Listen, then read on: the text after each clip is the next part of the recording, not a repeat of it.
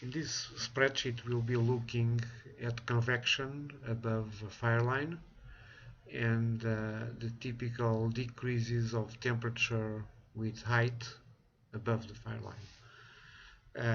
This can be estimated by two different processes, one coming from fire intensity based on the reaction intensity, flame depth, and air temperature, and it's represented here by the blue line.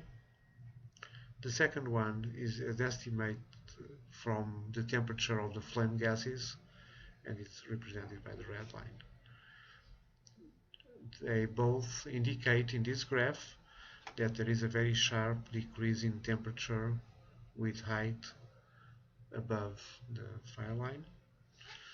And here you have different thresholds that were mentioned by different authors.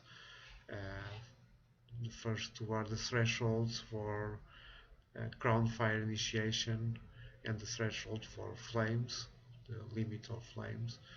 And here you can see that they both are at this end, and in this case they are somewhere around 2 to 4 meters is the, let's say, the limit for ground fire initiation by the proximity of the flames. And also can have the limit for ground scorch. Of course, ground scorch, the limit is much less. We are talking about a limit for 60 degrees Celsius or 333 degrees Kelvin. And with that, for these fires, for this type of fire, you'll get scorch only when your ground is below below 25 meters or something like that.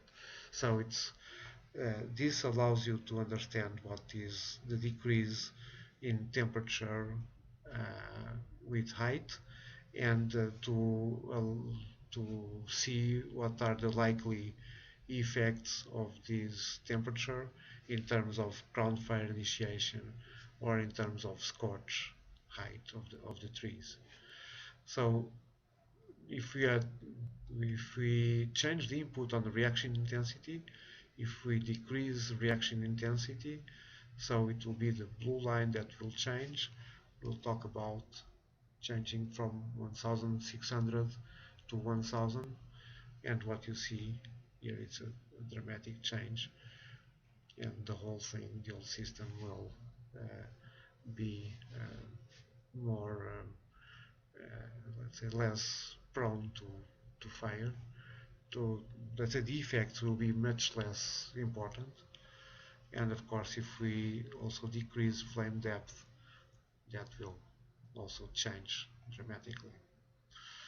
Air temperature will have a certain effect, but if you change from 300, let's say, to 310, which is a major difference for us, it doesn't make a whole lot of a difference in the final results.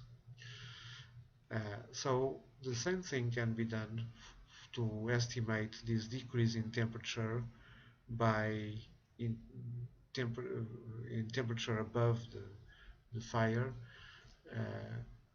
using as an input the temperature of the flame gases that can be estimated by different means that we saw before.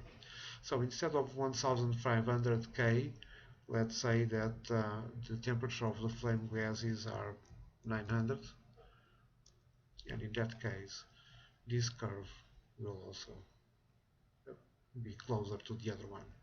So we have two different ways to look at the same process, and they are both correct. They are both estimates, and from here you can see what is the estimated scorch height, the estimated flame height, and the estimated height for ground fire initiation by both processes. So if you change this to 1200 again, you'll see that these values will change. So, And again, if you change reaction intensity to 2000 kilowatts per square meter, you see that this also changed. And here you can have a more detailed look at different heights. Every meter you have the temperature estimates from intensity and from flame temperature, as we saw before.